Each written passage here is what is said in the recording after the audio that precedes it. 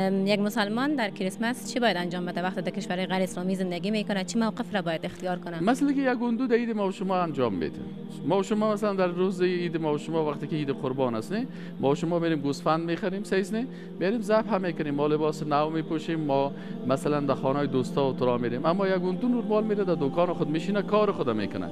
پس مسلمان هم وقتی که در اونجا میباشه این یک روز بسیار خوب است که دعوت بکنه. اگر یک همسایه‌تان نصرانی میباشه برشان میگن که شما نصرانی هستین، شما میگین خداوند سیتاست، یعنی یک فرصت خوبی برای دعوت توحید است. برشان میگیم ما مسلمان هستیم، ما با عقیده توحید هستیم، ما میگیم که عیسی مسیح بنده الله هست، الله بسیار پیغمبر داشت و عیسی مسیح را ما احترام میکنیم و برش علیه السلام میگیم. شما جیسوس کرایست میگین، ما این قسمی جیسوس کرایست نمیگیم، ما میگیم عیسی مسیح علیه السلام برش میگیم.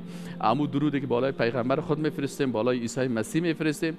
لکن همین قسم که آدم علیه السلام بنده الله بود و پیغمبر بود و نوح علیه السلام، عیسی، موسی، محمد علیهم السلام کلشان پیغمبرا بودند.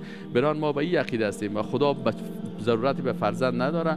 قل هو الله احد برشان تشریح میکنیم، میگیم که الله صمد است، الله بی نیاز است، خالق کائنات نیازی به فرزند نداره. و وقتی که ما میخوایم گناه های ما را الله ببخشد توبه میکنیم، استغفار میکنیم. الله نیاز نداشت، اونا عقیده داره میگه خداوند بچه خدا فرستاد، بازی آمد، خدا در کشتن داد، باز گناه های کلگی بخشیده شد. ما میگیم نه، او خالقی که بسیار مهربان است میتونه که با یک لفظ ما را ببخشه. وقتی ما استغفار میکنیم، توبه میکنیم، روزه میگیریم، نماز میخوریم، اینمی ما را الله میبخشه. بنابراین روز کریسمس یک روز خوبی است که وقتی همسایه های انسان نصرانی باشن اونا رو به طرف اسلام دعوت بکنه و برشان بگه که اینی عقیده ما هست. وقتی همی گپا را بگن از این خاطر بسیار شما سوال کنید، بسیاری از نصرانی ها یک دختر مثل شما رو، یک قصه به یادم آمد، یک خواهر مثل شما بوده در یکی از کشورهای اروپایی تیر می شده. یک کشیش میگه من مسلمان شدم. گفتن علت مسلمانش چی است؟ گفت یک دختر مسلمان. گفت دختر مسلمان چه قسم؟ گفت من در چی بودم که در داخل کلیسا و یک صافی در دستم بود، امی مجسمه عیسی مسیح مجسمه را میگه من پاککاری میکردم.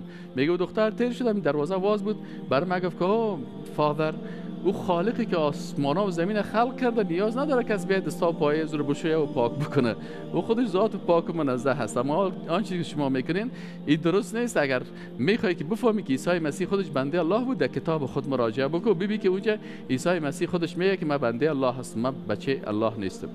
وقتی این گپ میگه من شنیدم میخواستم که سر از خواهر حمله بکنم، به هر صورت او هم یک جمله خود گفت رفت درای خود.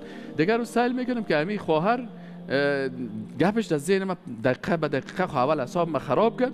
بعضی اوقات گپ حق بر بعضی کسایی که تو سخت تمام میشه، لکن وقتی که نرمال شد و بستر خواب خود رفت یا آرام شد، باز اساس و سرزمین گپ فکر میکنه. خصوصا بسیاری کسا در شرک مبتلا هستند، در بدعت مبتلا هستند. در مرحله اول که برشان مخالف همون نظرشان بگی تا شاید دشنام شما را بده. گفت من میخواستم این دختر استاد بکنم دشنام بوده میشه، لکن یک مرتبه ای شد که وقتی پسان فکر کردم، کتاب را دقیقاً باز کردم، سعی کردم که همین گپ از این دختر هم از نگاه عقلی بر من بسیار قناعت حاصل شد که او خالقی که آسمان ها و زمین خلق کرده، ما او را آوردیم در یک اتاق، میگه میره اینمی است و هم دستایش میخزدگی، پایش میخزدگی، این معقول نیست. میگه من این را هم ترک کردم و وقتی به کتاب خود رفتم دیدم که عیسی مسیح خودش میگه بر شاگردای خود میگه که شاگردای عزیز شما میشه چند دقیقه صبر کنید، من میرم در پشت از ایکو عبادت خالق خدا میکنم. پس اگر عیسی مسیح خدا می بود عبادت کی را میکرد؟ معلوم میشه که عیسی مسیح خدا نیست بلکه بنده الله هست و میگه همین سبب شد، همین خواهر مسلمان سبب شد. مزید تشکر میکنم